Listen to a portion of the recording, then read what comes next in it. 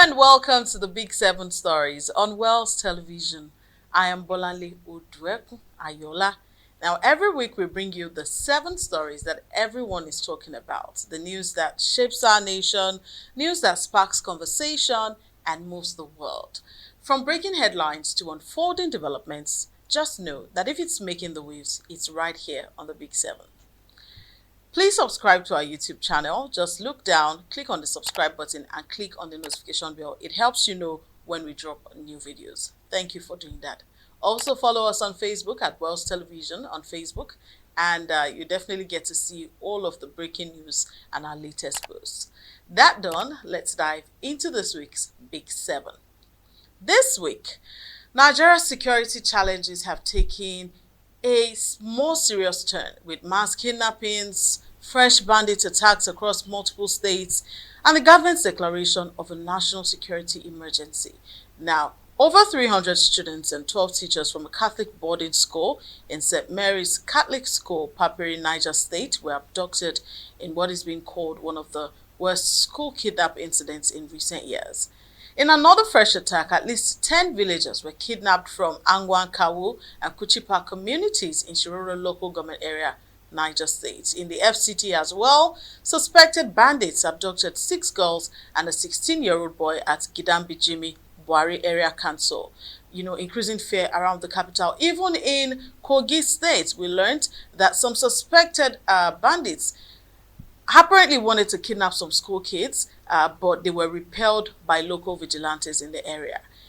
And the security forces themselves are not spared. They have come under fire. In Bauchi, 2 police officers were killed during a patrol, and basically showing us that there is no part of the country that is safe from violence. Now, President Tinubu this week formally declared a nationwide security emergency. Part of the things he said the Nigeria Police Force and the armed forces have been authorized to recruit additional personnel, 20,000 new police officers. That's bringing the ongoing recruitment total to 50,000. To accelerate deployments, the administration also approved the use of the NYSC camps as temporary police training depots, complementing earlier plans for nationwide upgrades to police training facilities.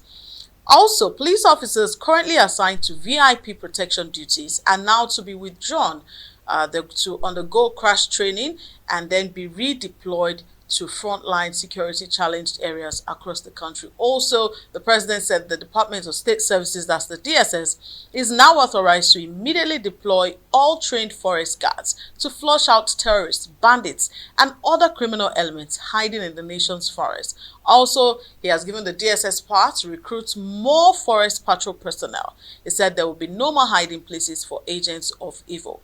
President Tinubu also publicly commended the security agencies for their recent successful rescues. That's the freeing of the abducted schoolgirls in Benin Kebbi and also the worshippers in Kwara State. And he reaffirmed the government's resolve to rescue all the remaining hostages that are still in captivity. He also extended condolences to families of victims killed in recent attacks. And he paid tribute to security personnel who have died in the line of duty. He also called on the armed forces to remain disciplined, resolute, and committed to restoring peace. He appealed to Nigerians to remain calm, but at the same time, be vigilant. He urged citizens to report suspicious activities, to cooperate with security agencies, and to join in the national efforts to defend Nigeria. Now, what does all of this mean? With this declaration of emergency nationwide, on insecurity, the president, in a way, is signaling that the government is intending to go beyond statements, moving towards a more assertive posture by, employing more people in the police force, urging the DSS as well to employ more forest rangers and, all of that. This expanded recruitment, forest guard deployment, redeployment of existing personnel, is showing a shift towards a mobilized nationwide security push. But the question still remains, these new recruits, will they be trained and equipped properly? What about their welfare? Because the existing ones are complaining about welfare challenges. So, all those challenges, can they be solved with these new recruits? Nigerians are still watching to see whether these emergency measures will translate into fewer abductions, safer schools, safer markets, and places of worship. This takes us to our second story on the Big Seven Stories for today. This week, several state governors across the country presented their 2026 budget proposal to their state houses of assembly, reflecting fresh plans for development, infrastructure, human capital, and governance in their states. In Lagos State, Governor Babajide Sanwo-Olu presented the 2026 budget, which stands at 4.237 trillion naira. It's a significant increase from the 2025 budget, which stood at 3.005 trillion naira. Now, also in Bauchi State, Governor Bala Mohammed presented 878 billion naira budget for 2026, and capital expenditure makes up for about 65% of the budget. In Oyo State, Governor Seyi Makinde unveiled his 891.99 billion naira budget proposal, which is tagged the budget of economic expansion, and more than half of that budget is earmarked for capital projects. These are just some of the governors, that presented their budgets for next year. In Lagos, the proposed budget is tilting towards large-scale investment across the public service, economic affairs, infrastructure, health, education, and social welfare. In Bauchi State, it's tilting towards capital investment. And in Oyo State, the budget is tilting majorly towards infrastructure, education, and health. Also, there are special projects like economic expansion programs, urban development, and possibly even efforts relating to trade zones and transport networks. What does this mean for Nigerians? The governors are outlining their ambitious development plans for next year. But history tells us again and again that the presentation of a budget is just the first step. What truly matters is execution, and Nigerians will be looking to see how well and how far the governors will be able to execute the budgets in 2026. Now, moving on to our third story on the Big Seven Stories. This week, the Senate made a landmark decision with potentially far-reaching implications for Nigeria's fight against insecurity. What did the Senate decide? Now, the Senate resolved that kidnapping, that's including mass kidnapping, school kidnappings, community abductions, and other related crimes, should be legally reclassified as acts of terrorism. And as part of that move, a bill has been introduced to amend the Terrorism Prevention and Prohibition Act. And this amendment will formally embed kidnapping under terrorism offenses, and obviously this will pave way for tougher penalties. The bill apparently passed its first reading during plenary on the 27th, and that's the first official step in the legislative process of doing this. Now, under this proposed amendment, convicted kidnappers will be subject to the death penalty, with no option for fine and no judicial reprieve. The Senate also insisted that once this legislation becomes law, the sentences for kidnapping and basically all terrorist classified abductions must be applied strictly and without reduction. Also, the Senate established an ad hoc committee to investigate how funds under the Safe School Initiative have been spent and whether this program is even achieving its stated objectives. The Senate and the House of Reps also, they did a lot of discussions on this insecurity that's plaguing Nigeria, and we hope that much more than discussions and talks, they will, find ways to ensure that those who are supposed to protect us really, really protect us. Let's move on to our next story. It takes us to Ogun State. In a major environmental enforcement action this week, the Ogun State government, in partnership with the National Environmental Standards and Regulations Enforcement Agency, NESREA, sealed between 6 and 7 battery recycling plants in the Ogijo area of Shagamu local government area. This shutdown follows repeated violations of environmental regulations and evidence of dangerous lead emissions from the plants which were operating with poor waste management practices. Now, authorities have cited unsafe disposal of lead-contaminated materials, uncontrolled acid discharge, and the release of toxic dust into the surrounding communities. What does the World Health Organization say about lead? The WHO warns that lead is a highly toxic metal that can damage almost every organ and system in the body. Some of the key risks are neurological damage, kidney damage, cardiovascular damage like high blood pressure, heart disease, reproductive harm, because lead can affect fertility in both men and women, and in pregnant women, it can cause miscarriage or premature death, and so many more. Now, authorities emphasize that the Ogijo community has been at risk of lead poisoning, particularly children and workers who live near the recycling plants due to long-term exposure to contaminated soil, water, and air. The Ogun State government described the action as a public safety measure. They warned other operators to comply with environmental and safety regulation, and Nesria officials confirmed that the facilities will remain closed until full compliance with safety standards is verified. And the state government has also announced a temporary suspension of lead ingot exports from the area to prevent further health risks. Residents in that area, environmental advocates, have welcomed this move, but they've also called for urgent monitoring and health checks for those who have been potentially affected by lead exposure in the community. On our fifth story on the Big Seven stories for today, this week President Tinubu approved the creation of a new committee, the National Tax Policy Implementation Committee, that's the NTPIC, to oversee the nationwide rollout of the recently passed tax reforms. So who's involved? What's this committee going to do? Right. The NTPIC will be chaired by Joseph Tegbe, a veteran chartered accountant and tax expert with over 35 years experience, including a former senior position at KPMG Africa.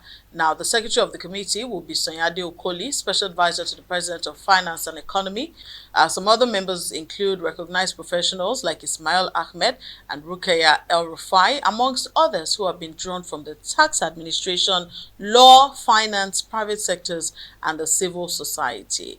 Now, the oversight of this committee's work has been assigned to the Minister of Finance and Coordinating Minister of the Economy, Wali Edu.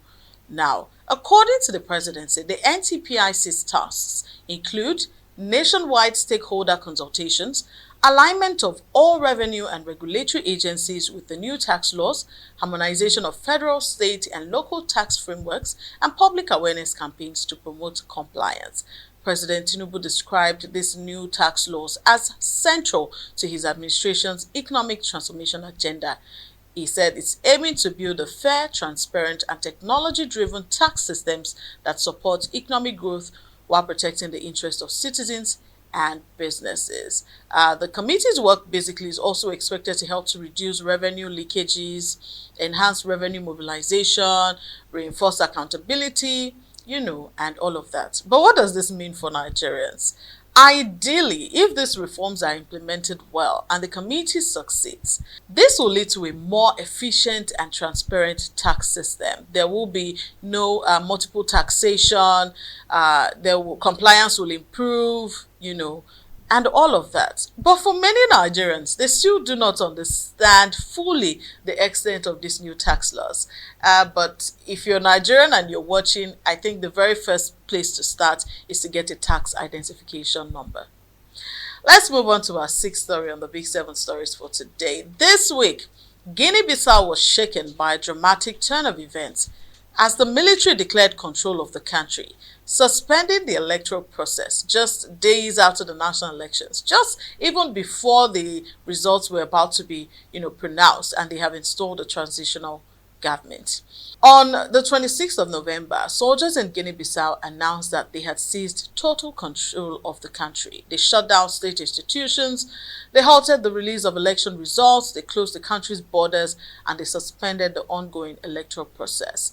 Gunfire was reported near key sites in the capital, including the Presidential Palace, the Interior Ministry, and the Electoral Commission offices. Amidst all of the unrest, the president, or we can now say maybe former president, Umaru Sissoco Embalo, who was, also seeking re-election, was detained initially, according to the military authorities. And the military installed General Horta Inta'a as transitional president and head of the ruling military junta. They also appointed Ildio Vieira Tay, a close ally of the deposed president, as prime minister. They have announced a one-year transitional government under the banner of the High Military Command for the Restoration of National Security and Public Order.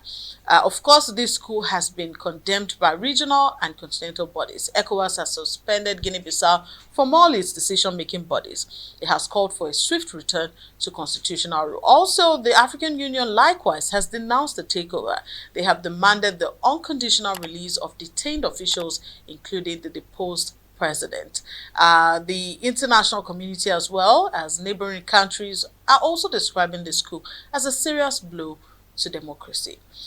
We'll of course continue to give you updates on this particular situation. But let's go to our seventh story, which takes us to the world of sports, where this week the Confederation of African Football (CAF) announced the final list of match officials for the upcoming AFCON 2025 in Morocco. But the selections have stirred reactions, especially among Nigerian football fans. So, CAF apparently named a total of 73 match officials to oversee AFCON 2025 matches. 28 referees, 31 assistant referees, and 14 VAR, that's the video assistant referee officials. And these selected officials understandably come from across the continent, representing a wide geographic spread. Several of them are from the host country, Morocco. And all the officials are expected to arrive in Morocco by December 15 for a preparatory course. Now, what's the major issue? The major issue here is the Nigerian absence. No Nigerian referee or assistant referee appears on the list. Many, sports media across Nigeria have reported this and have also denounced this. And this omission has triggered concern in Nigerian football circles over the country's diminishing influence in continental refereeing, even as Nigeria remains a major player on the pitch. In contrast, several smaller footballing nations across Africa are represented, and this, really makes one worry. Anyway, the AFCON 2025 is scheduled to run from December 21st to January 18th, 2026. Preparations are complete on the technical front, and it's just a few weeks until kickoff. We'll also give you more developments as this goes on. But this wraps up this week's Big 7 stories on Wells Television. We've brought you stories from security updates at home to developments across Africa, and we've brought you the stories that have been shaping our world this past week. Remember, the news doesn't wait, and neither should you. Stay curious, stay informed, and keep questioning. I am Bolanle Odueku Ayola. I'll be back next week with another countdown of the stories that everyone is talking about. Until then, keep watching, keep learning, and keep ahead of the news. Bye-bye.